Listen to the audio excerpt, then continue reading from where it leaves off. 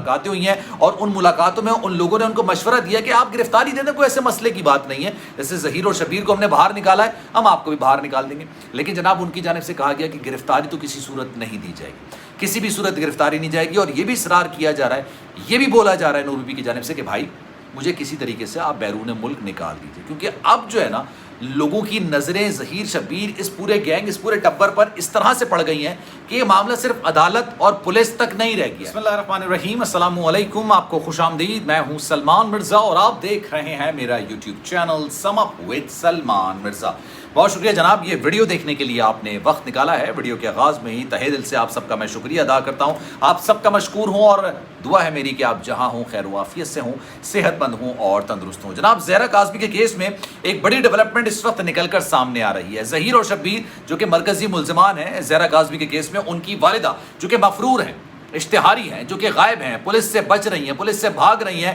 اور بڑی دلچسپ بات ہے کہ سارے معاملے میں پولیس کی معاونت بھی ان کو حاصل ہے۔ جب جہاں چھاپا مارنے کی کوشش کی جاتی ہے، نور بی بی کو پہلے سے پتہ چل جاتا ہے۔ جو گھر انہوں نے لیا تھا جس کا 25,000 روپے کرایے کی بات وہ کرتی تھی، جہاں پر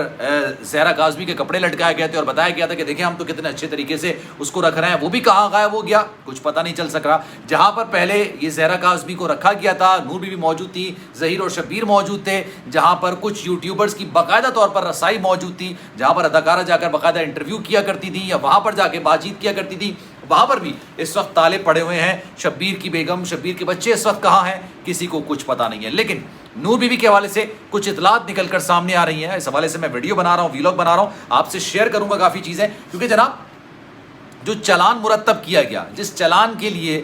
ظہیر اور شبیر کے وکلا نے عدالت کو چیلنج کیا کہ جناب یہ چلان جو منظور ہوا ہے وہ صحیح نہیں ہوا ہے، جہاں پر ان کو منہ کی کھانی پڑی، اسی چلان کے اندر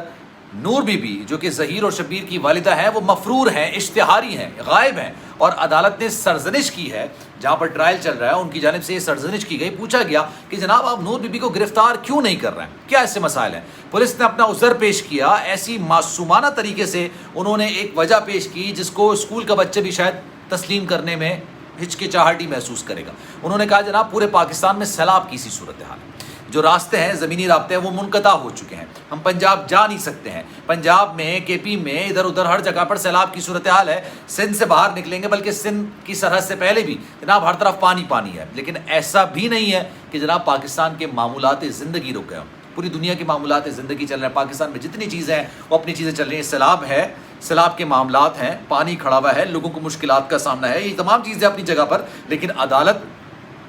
ظاہر سی بات ہے انویسٹیگیٹنگ آفیسر سے سوال جواب کر رہی۔ لیکن ایک خبر یہ نکل کر سامنے آئی کہ جب بھی پولیس کی جانب سے نور بی بی کو گرفتار کرنے کے لیے چھاپے مارنے کی بات کی جاتی، نور بی بی کو پہلے سے پتہ چل جاتا۔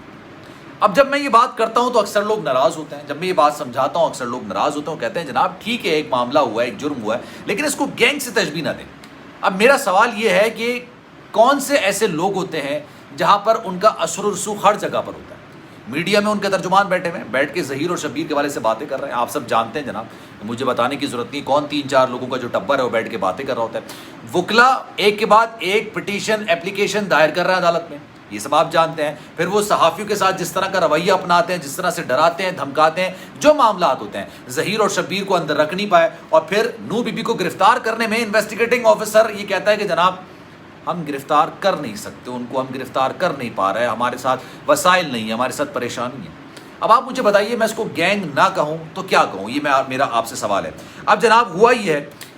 نور بی بی پنجاب یونیورسٹی میں کام کرتی تھی، وہاں پر غالباً انہوں نے چھٹیاں لی ہوئی تھیں، اور اسی چھٹیوں کی وجہ سے وہ ادھر ادھر بھاگتی پھر رہی تھیں، ادھر ادھر غائب ہوتی پھر رہی تھیں، پولیس سے بچتی پھر رہی تھیں۔ اچھا ان کو مشورے دیے گئے ہیں،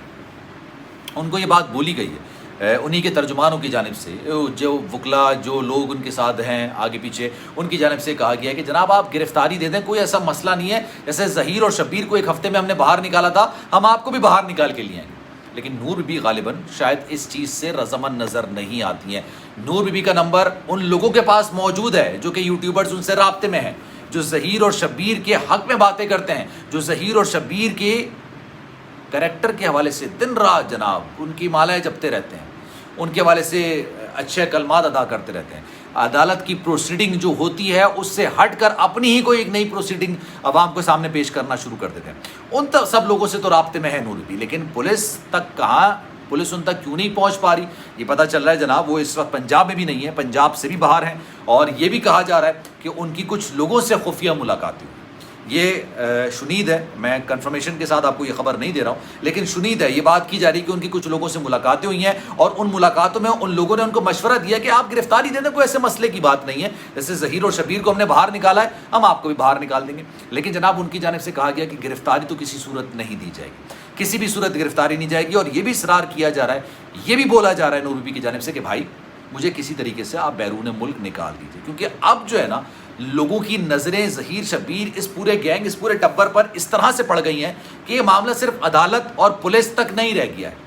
یہ اب عام لوگوں کی بات ہو گئی ہے۔ عام لوگ، جب ہم لوگ ویلاگز بناتے ہیں ویسے باہر نکلتے ہیں، 10 لوگ پوچھتے ہیں جناب کیا ہوا، آپ لوگوں کے 10,000 قسم کے میسیجز آتے ہیں، انسٹاگرام پر آتے ہیں، واٹس ایپ پر آتے ہیں کہ جناب 2000 کے کیس کا کیا بنا، کیا معاملات ہوئے، کہ میں صرف اس کیس پر کام نہیں کرتا، بہت ساری میں زیادہ تر بالی ووڈ اسٹوریز پر کام کر رہا ہوتا ہوں، تو اکثر لوگ سوال کر رہے ہوتے ہیں کہ جناب کیا ہوا، کیا معاملات ہوئے، کتنا یہ کیس آگے بڑھا، کس طرح چل رہا ہے۔ تو سب لوگوں کی نظریں اب اس کیس پر جم گئی ہیں، وہی چاہتے ہیں اس کیس میں انصاف ہو، وہی چاہتے ہیں کہ جناب جو بچیاں اپنے گھروں سے بھاگ رہی ہیں یہ ٹیسٹ کیس بنے اور وہ چیز رک جائے۔ ہمارا معاشرہ، ہمارا دین اس چیز کی اجازت نہیں دیتا ہے کہ آپ بالغ ہیں، نابالغ ہیں، آپ بالغ نہ ہوں، نابالغ ہوں، آپ گھر سے بھاگیں اور پھر اپنے ماں باپ کا مذاق بنوائیں، کورٹ کچہری میں ان کو رلوائیں، ان کو دھکے کھلوائیں، اور بیہودہ اور گھٹیا لوگوں کے ساتھ بیٹھ کے آپ یوٹیوب پر اپنے ہی والدین کو انتہائی ایسے الفاظ سے نوازیں جو کہ کسی بھی معاشرے میں قابل قبول نہیں ہوگا۔ تو یہ ظاہر سی بات ہے، نہ ہمارا دین اس بات کی اجازت دیتا ہے، نہ ہمارا معاشرہ اس بات کی اجازت دیتا ہے۔ گھر کے اندر 100 مسئلے، 100 مسائل، 100 چیزیں ہو سکتی ہیں۔